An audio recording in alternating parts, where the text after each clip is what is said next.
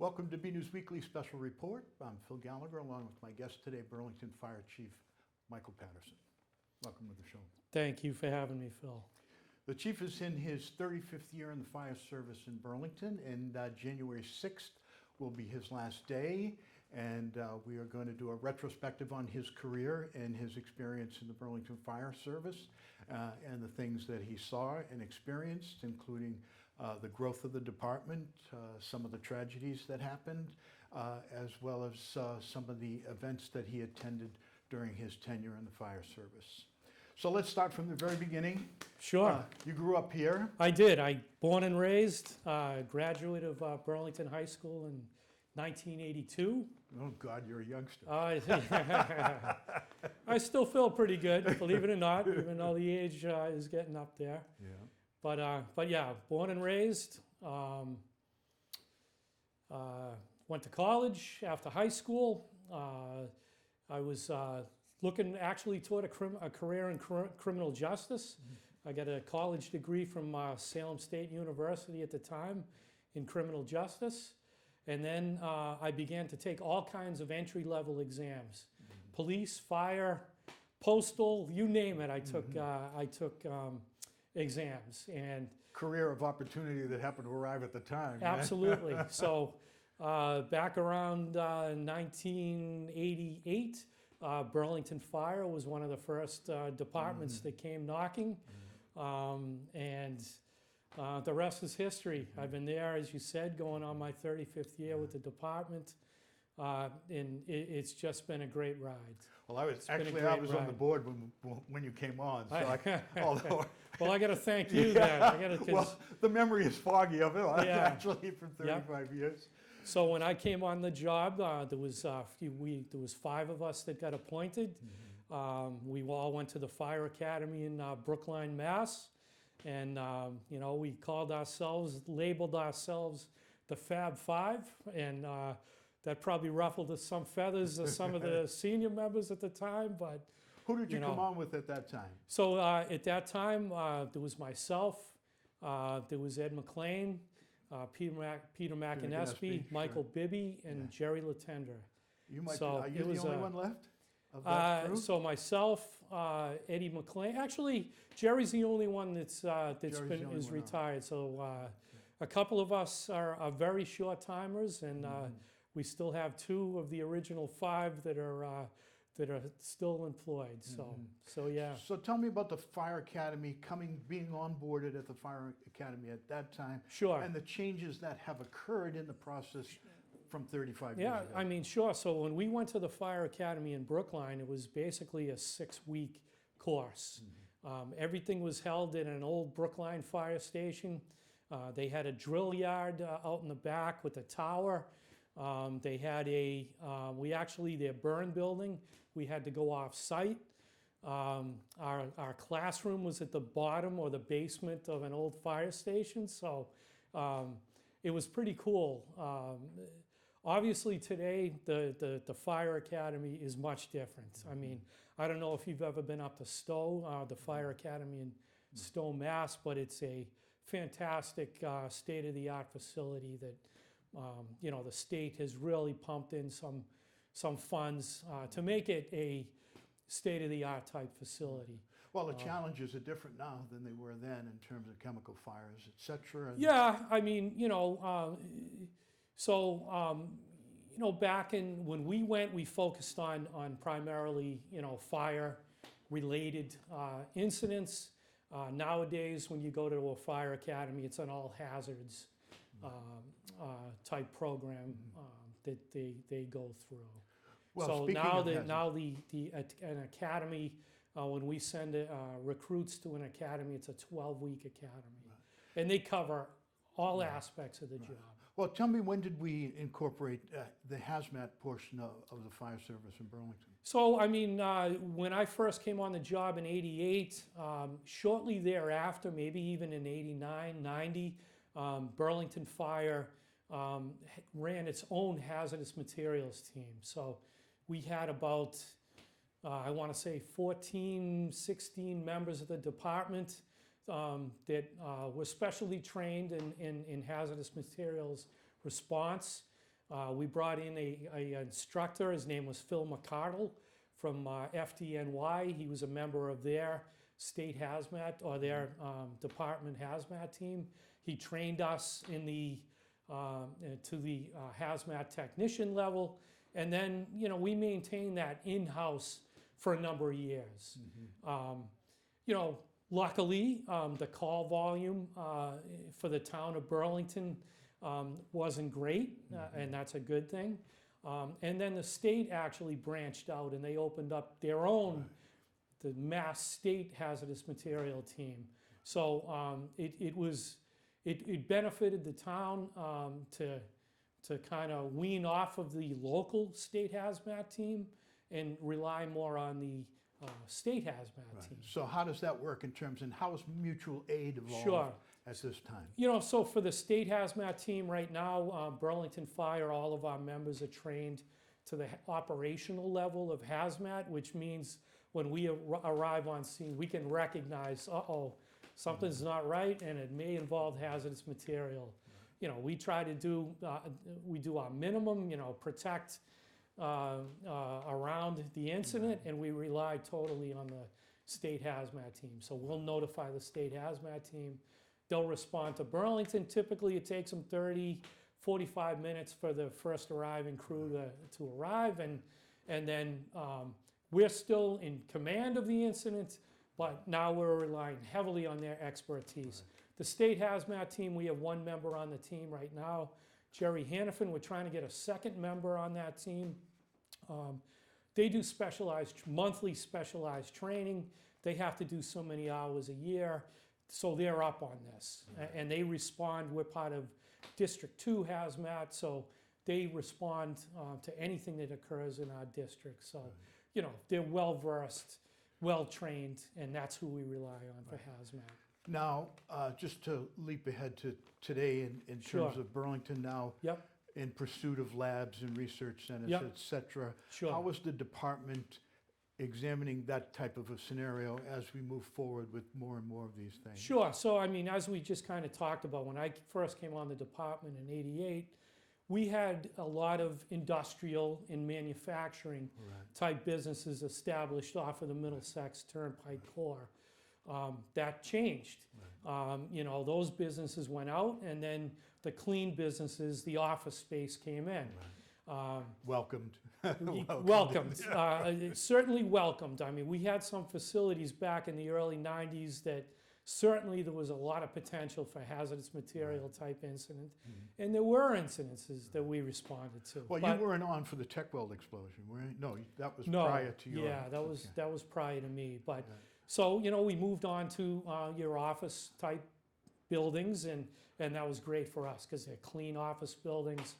And then we started to get into the planning development districts that started to take over the office building. So now you live, play, and you work all in one section, is evident by 3rd Ave in the district.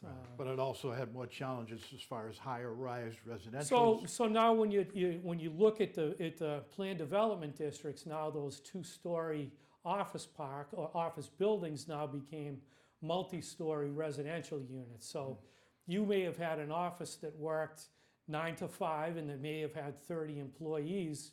So now that same space is being occupied by a multi-story, 160 unit residential. So that certainly has an impact on our response because now we're responding to a lot of medical aids at those type of occupancy. So yeah, as the town started to build out and started to kind of go up, and the population slowly began to rise, but definitely had an impact on the fire department, the police department. For as we obviously witnessed our call for service increase. Right. Well, let's talk about that. When you started, what was the manning level? And basically the call volume was mostly Route 128, Route 3 related accidents, that type of thing? So, we did a lot of studies that included, the number of runs we did back in '78 until, when we actually started to get increasing our staffing levels. So obviously, when I came on the job, I want to say the manning kind of varied anywhere between 9 and 11 A shift. Right. per shift. Yeah, And I'll tell you, it was a struggle to maintain that 9 to 11. I mean, you can probably remember the debates that were had, that, that we, in order to provide a service, we needed to try to keep that manning up around 11. Well, particularly when you're manning 2 stations at the time, Correct, you might have yep. only 3 down at the substation. Yeah. And then as the town began to develop, the numbers, the response numbers increased significantly. So I mean, right now, last year, 2021, we responded to 4,600 fire-related calls. We call their M-First fire-related calls, and we responded to over 3,200 ambulance-related calls. So the volume from like 78 until now there was a significant increase. So that's when we started looking at manning hard, and that's when we came before the town asking to increase our staffing levels. From 13-man minimum to 13-man shifts, 11 minimum, to 15-man shifts, 13-man minimum. And even now, even with those numbers right now at 15 and 13, it's still a challenge. Well, of course, you got we're still running. Injuries, We're still running. et cetera. We operate 2 ambulances, one out of headquarters at the paramedic level, one at Station 2 at the BLS level, and they are busy. They are straight out busy. When did we make that change? When did we add the second? So we began looking at, we've been looking at advanced life support in Burlington. When I first came on the job, I'll never forget my initial interview with Chief Tebow. He said, where our goal is to get manning up to 15 and to run a paramedic program. And that was that was over 35 years ago. So we paramedics, so we hadn't had everybody at paramedic level at that time. So we used Burlington at that time. When I came on the job, there was a consortium that was run out of Leahy Hospital, and that's who provided ALS for the town. For the the consortium made up several different communities in our area. It transitioned from Leahy to a private ambulance. Armstrong ambulance began to run the ALS. What's the difference between firefighter, paramedic, and ALS? So, I mean, obviously, in a perfect world, and that's what we strive for, we want, dual cross-trained firefighters, to be trained, certified at firefighter 1-2 level, and also now we hire paramedics, which is the highest level of EMS training. So that's what we're striving for right now. And it's the best of both worlds. It's it's meant to be, fire and EMS to be run under the roof of a fire department is the way to be, because now firehouses are strategically placed in the communities for a reason. To get response time is very important. So we saw an issue with the existing ALS program back in like 2015, where the focus of the private ambulance or ALS service was kind of changing. They were getting into more interfacility transfer type work, which led to us seeing increased response times of ALS service into Burlington. We began to see ALS not being available in Burlington. So that's when we said, hey, listen, we can't continue at this rate, and we want to bring this all in under our roof. How many paramedics do you have on shift? Is everybody on shift now, or excuse me, is every shift on now manned with paramedics? Absolutely, yeah. So right now we have, there's 19 members of our department. We have 20 paramedics, 19 of which are on shifts. So, every shift has somewhere between 4 and 5 paramedics per shift. And that in total manning now is 55, is that correct? So when we are at top manning, it's 15-man shifts. So the shift manning would be 60. And then there's 5 non-shift uniform members, myself, the assistant chief, training, has a fire training captain, an EMS officer who's a lieutenant, and then we have a fire prevention captain, fire prevention lieutenant. So And what does it mean at the scene? Yeah. If I'm a victim, what does it Yeah. mean at the scene to have an EMS or paramedic Sure. instead of firefighter Yeah. 1 or fire 2? I mean, first of all, everybody that steps off a piece of fire apparatus is either trained at the EMT basic level or at the paramedic level. So, right, our goal is within 3 minutes of you hanging up that phone call, that 911 call, that you're going to have a trained EMT or paramedic at your front door. And what does that mean in terms of what they can do for you? So, Can they yeah. administer drugs? Absolutely. So at the paramedic level, they can administer drugs. They're trained to provide airway management at a much higher level. They're trained to use it's a 12-lead EKG monitor, so that allows them to put their leads on the patient. They're able to quickly determine what's going on. Can they put the paddles on me? So they can put the paddles on you, absolutely. Some of them may want to do that, but that's back in the day. That's probably Thanks back for in that, the day. Don't tell anybody down the firehouse that. No.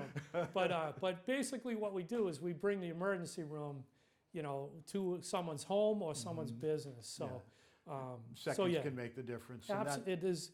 You hear it, and it's not, and it's the truth. It's the truth. I can remember in my youth that the Brown ambulance service was an old hearse. Yeah, with a bed in it and up Yep. on shelves. So Brown was that was Arthurinos eventually. Yeah, right. So that's where I got my career started in EMS, was working with Arthur. So So yeah. now about the shift levels. Yeah. You're going now to a 24. We've had a 24-hour Yeah, shift we've, in place for the last 3-4 years. yeah, so for the last multiple years, we've been working the 24-hour shift. So they work 24 on, they're off 48. They work 24 on, and then they're off 96. So the old traditional schedule was 2 10-hour days followed by 2 14-hour nights. So it's consecutive, you weren't really working 4 consecutive days. The 24 hours, you're still working the same amount of time. Right. It's just you work in 24-hour Right. shifts. You can't determine when the calls are going to come So in. we average. The average work week for a shift firefighter is 42 hours a week. And is there efficiency in this? Yeah, absolutely. Yep.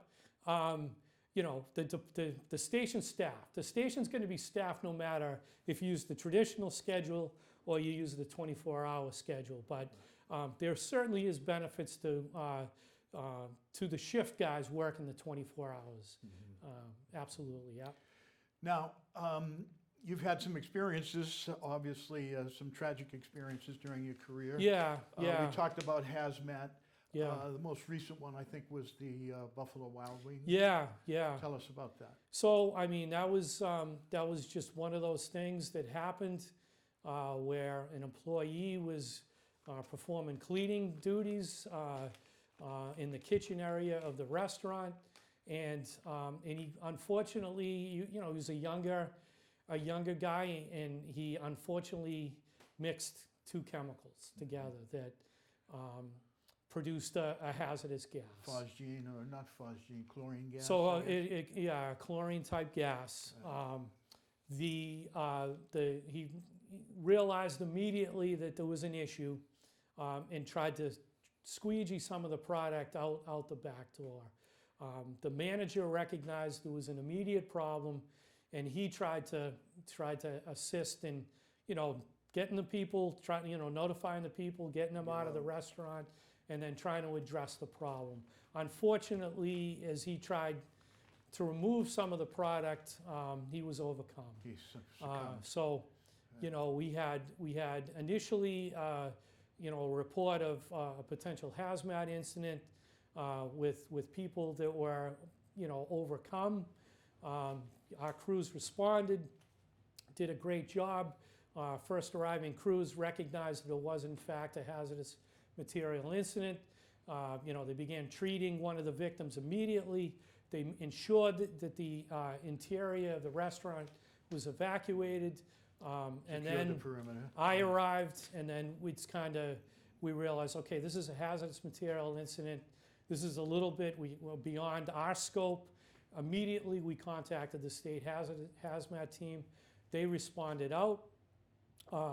As the time frame started to increase, we became aware that more people were impacted by the fumes, and we had several area hospitals all around us that began to have people driving in. So, unfortunately, there was one fatality, and there were a number of people that either we transported or self-transported to area hospitals. So I want to say at one time, Leahy Hospital may have had somewhere between 5 and 8 people that walked in. Yeah. Now, over the years, we've been relatively lucky in terms of fire incidents, with the exception of about three years ago, we had the O'Brien family that were impacted. What happened there? So, tragic type of situation. There was a senior woman who lived at home with her son, and we determined that fire to be smoking material related. Unfortunately, the son was unable to get out of the house. The room that he was in was the room of origin. He was handicapped. I can't remember the particulars, but he was unable to get out of the house. His mother, who lived with him, there were actually passerbys that noticed the fire, and I believe it was either a Federal Express or a UPS driver that noticed it, and there was neighbors that noticed, and there were I believe one of the delivery driver actually entered the house and actually assisted the woman out of the house. There was a Burlington police officer that went right in. Too. She eventually succumbed to her She injury. initially, it breathed in so much smoke and gases that unfortunately, she didn't survive. So, so we've been tragic. pretty lucky in that regard. I mean, that's the only fatality in your years of service? So we had a fire at Stony Brook off of Lexington Street, or as you went around the bend of Stony Brook. We had a fatal fire there. I was a training captain at that time, so that was 96. I can't remember the exact dates, but we had a fatality there. We had an incident off of Sandy Brook where we had someone severely burned. Young boy at that time. So that sticks out in my mind. So we have fire been in lucky. general is down. Well, when we were kids, it was very typical to hear that there was a smoking-related incident. Yeah. People smoking in bed, For etc. sure. It was commonplace. Yeah. Not so much anymore, unfortunately. So, I mean, obviously now every home is outfitted with smoke detectors. Depending on how the year your house was built, will tell you how many detectors are required. So all new construction is built with, now smoke detectors in bedrooms. So where that helps us is that when there is a fire incident, if someone's home, it's detected much quicker. So it gives them the opportunity to get out of the house and contact us. So. Well, speaking of contacting you, remember as kids, there used to be the old pole box, which rang a few bells. The bell system, I guess, alerted the department where the location was. Right? How has response times been improved by new levels of communication? So we went away from, it was called the municipal hardwired fire alarm system. So that was the pull boxes that you saw on the street corner, or any building or office, or even the high school would have a municipal fire alarm box. So if a smoke detector was tripped or a pull station was pulled, it would send a signal to a fire alarm panel, which would signal the master box, which would send us an immediate signal. So, and then the big red fire trucks would show up. We transitioned away from the municipal system to either a radio box technology, which is directly, it's a signal now that's sent not through a wire. It's like a radio signal that's transmitted directly to fire headquarters, and then is transmitted at fire headquarters, and then we go. Or the other choice was central station. So Right, the the 911 majority system. of buildings in town are either connected to a radio box or their central station, similar to an ADT. Like if you had an alarm go off, a fire alarm go off, that central station is now going to notify the fire department directly via phone. So that's how fire alarms are transmitted now into us. You've been involved in a couple of different things outside of Burlington. Were Yeah. you involved in the Worcester? You went down after the Worcester. So we went warehouse. down. We certainly went down Well, to set the Worcester. stage for us. What Yeah. was the Worcester event? So the Worcester Cold Storage Warehouse Fire was one of them events in the fire service that'll kind of live in infamy. It was a vacant cold storage warehouse where, unfortunately, there were squatters that may have been residing in the cold storage warehouse. The story is that they may have been using a candle or some means of fire that led to a fire. They recognized the fire and get out of the building. The fire department was called. They responded. They were aware that there may potentially be people in there, so they went up into the several stories up, and then unfortunately the fire began to grow because of the materials that were used at the time to make a cold storage. So the fire rapidly grew out of control. There were multiple people, firefighters from Worcester, that were in the building, and they very easily got lost, and 6 firefighters from Worcester lost their life. Now, there's been Tragic event. technological advances as a result Oh, of that absolutely. incident. I mean, you never forget. You try to learn from these type of situations.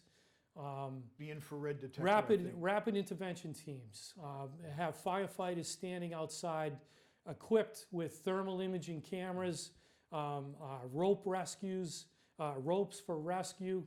All types of technology came into play after Worcester, for sure. Yeah. Now, I want to Yeah. close with one other thing. You Yeah. were involved going down to 9/11. Yeah, September 11th, once again. That was a few weeks after the event when wakes and funerals began to occur. So we went down there, a bunch of Burlington guys went down there with a bunch of firefighters from different, northern communities around us, went down there. We got our first trip down there. We got the tour of Ground Zero, and it was breathtaking. It was something I'll live with It was cited for the rest of my life. 428, I think. There was still active fires in buildings. It was a war zone. We knew that there were, hundreds of firefighters, still buried in the rubble, and that's why it's so important to me and to our guys that every September 11th we do a ceremony honoring those and honoring our Burlington people that lost their lives that day. Right. I mean, one of the things I've said to myself that while Tom McGinnis's mother was still alive, we were going to have a ceremony at Burlington on the Common every September 11th to remember that. So, one of those things, that I'll take with me. And that's not the only tragedy that occurred. The federal building, the explosion. There's been a lot of been a lot of bad things that happened in my career, and the Let's hope not firefighters are anymore. at the ready. So no matter where these tragic events occur, when the bell rings, you know, these people are going to go. They're going to Yeah. respond, and When tragedy breaks out, everybody's running the wrong way, right? For us, Away. for but us. Some guys are Yep, running and if an the other event, way. if an event like that were to occur in Burlington today, it would be no different from our people. Right. So, Well, unfortunately, we've run out of time, and I hate to Sure. leave you with that thought. no. Our guest today has been Retiring Chief Michael Patterson. We wish him well. He's going to spend a little time down in the southern clime. Well, let's hope so. Let's Uh, hope the economy straightens right. itself out. Well, I will only tell you this, that when I retired, it was a difficult transition. It took me 5 minutes. I'm sure. Thanks, Chief. All right. Thank you for joining us. All right. Thank you.